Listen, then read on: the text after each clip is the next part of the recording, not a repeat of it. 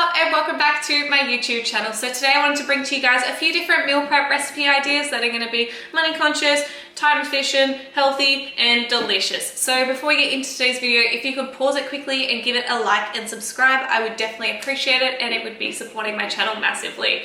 Anyway, without further ado, let's get straight into it with the first meal, which is going to be lunch, which is my Nourish Bowls. So the reason I've been loving Nourish Bowls at the moment is because basically you just cook up all the ingredients separate, leave it in your fridge, and then the ingredients are ready to go. You don't have to cook before every meal, but you can still personalize it. So if you want a little bit more of the carbs, a little bit more of the veggie, the protein, you can swap and change it as you go. And also I like to not really put a sauce on them in the beginning, just because then on the day, whatever kind of sauce you're feeling, you can chuck that on top as well and just leave it a little bit more to be personalized to your taste on the actual time that you're eating the meal. So the first thing I'm going to do is head over to the oven, chuck it on 180 degrees fan force, and then I'm going to get my butternut pumpkin, I'm going to wash it and cut it into roughly 1 centimeter cubes. So you can go bigger if you like. I'm just really impatient, so if you come small, they're going to cook quicker, and that's just great. So when I'm cooking up the pumpkin, all I really cook it in is some olive oil and also some chili and salt. They're going to take roughly 35 to 40 minutes to cook if you do cut them to that size. So just keep an eye on it, and when they're looking ready, time to take them out. So the second ingredient going in is going to be some quinoa. So I'm just going to be cooking up 1.5 cups of the quinoa because that'll roughly give me about 3 servings. And I kind of don't like to cook things more than 3 days out, just because obviously they start to get a little bit less fresh and they don't taste as good, you know? So we're just going with 1.5 cups today. I am going to chuck a little bit of olive oil in with that guy as well, just to make sure that it's not sticking to the pan or anything like that. Moving on to the veggies, the first thing I'm going to cut up and chuck in my little pot to start cooking first is going to be 1 brown onion and also 1 carrot. So I'm going to chuck that in with, once again, a little bit of olive oil and start sauteing that while I wash up and cut the rest of the veggies, just to give them a little bit of a head start, you know? So the other veggies I'm going with today is I'm going to be adding in some broccolini, some asparagus, and also a red capsicum. So what I like to do as well when I'm going shopping is when I get to the fruit and veggie aisle, I look at all of the different options. I think about what I had last week and I try and avoid the veggies that I had last week and go for something new, just to make sure that I'm constantly rotating and giving my body different kinds of vitamins and minerals by giving it different variety constantly. Moving on to our protein options. So I've got 2 different proteins that I've been circulating with lately. If I want to go vegan, I will have some tofu and I'll either cook this up in just a little bit of oil and salt so that I can season it per the day. Otherwise, I'll cook it up in a little bit of soy sauce.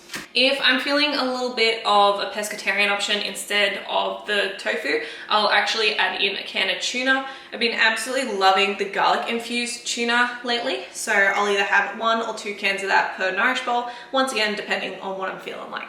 So when it comes to the topping and the flavor of your Nourish Bowls, I think it's super important to also add in a little bit of happiness in there. So for me personally, I love antipasto platters, like the veggies on there. So what I do is I've been buying some sun-dried tomatoes, some charcoal grilled eggplant, and also some olives as well. And I'll just chuck a little bit of that in there as well.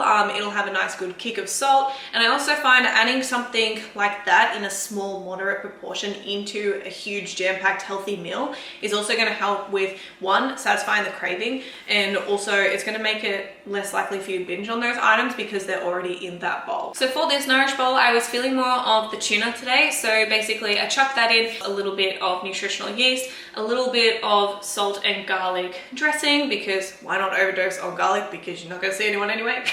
And then I also added on top some pepper, and there you go, there's a healthy, easy Nourish Bowl.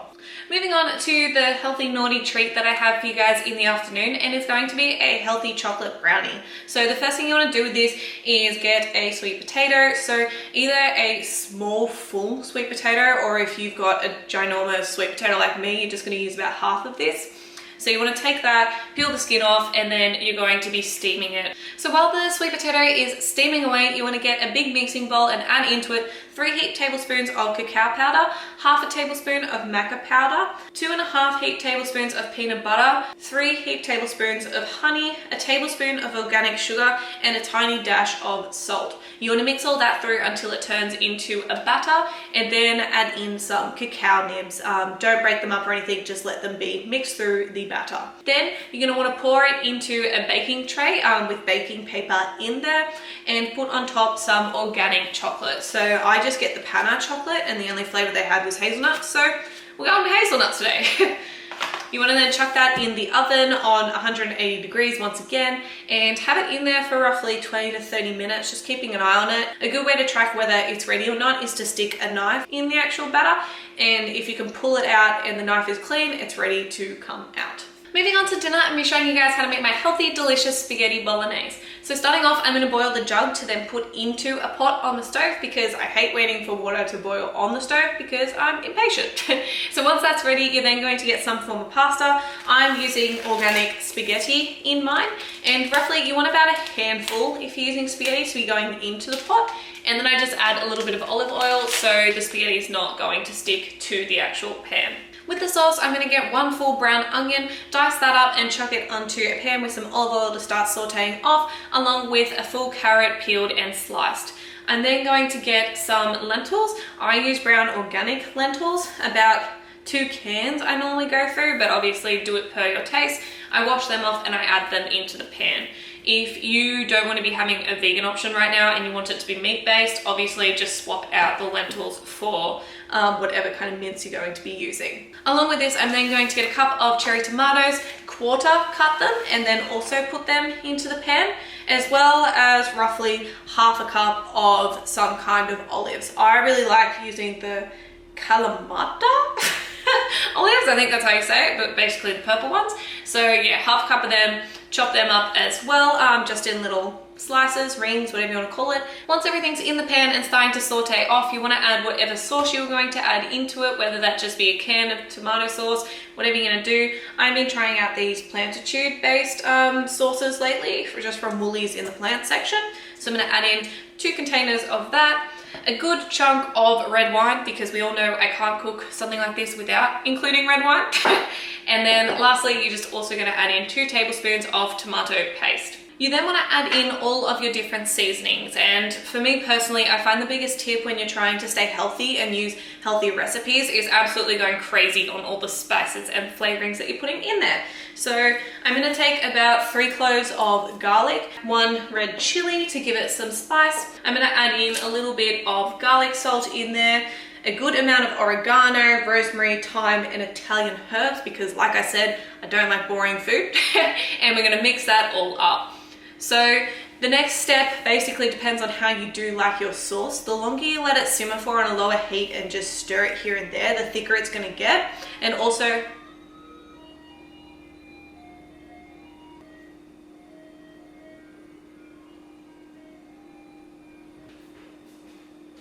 I just came down to see your face because the ice cream man. ah, say hi to the people. Say hi. Where's your hand? Hi. So basically,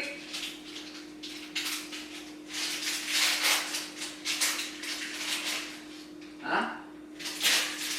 all right, so after being rudely interrupted, you're still there. What are you doing? Going back to what we were talking about before the ice cream man and my boyfriend showed up, the next step is basically going to depend how cooked you like your pasta and how thick you like your sauce. So for me, by the time I've done all this, it's been about 20 minutes and my pasta is cooked, so I'm going to drain that off in cold water so the pasta doesn't all stick together. In regards to your sauce, the longer you cook your sauce on a lower heat, the thicker it's going to get. So I personally like a really thick pasta sauce, so I'm going to leave that simmering for an additional 10 minutes. Moving on to our final meal for you guys, and that is dessert. So for me, having fresh fruit prepped on hand is a game changer. So if I just buy a watermelon like this and I leave it in the fridge, I never get around to cutting it. It just stays in the fridge and then it gets gross and then I throw it out. And then that was a waste of however much money this thing costed me. So for me, what I like to do is the day I buy my watermelon, I cut it up into chunks, I wash my berries. So for this one, I've got some blueberries and some raspberries. And then I section it off into 4 different containers and put it in the fridge. Then come dessert time, whatever night it is, I can pull it out, it's ready to go, and then I can either eat it on its own, I can add in some ice cream if I want to be a little bit more naughty or treat myself. have it with some yogurt, chuck some chocolate in there, whatever you want to do. But yeah, having fresh fruit prepped up so it's a good portion, it's the foundation of your dessert and it's healthy, has been a massive game changer for me with my sweet tooth at night. With that, I'm going to wrap up this video for you today. I hope you enjoyed these meals. If you did, please give a thumbs up and comment below what your favorite meal option is and if you'd like to see more of these kind of videos. Anyway, I hope you're having a beautiful morning or night whenever you're watching this, and I look forward to bringing you my next video really soon. Bye guys!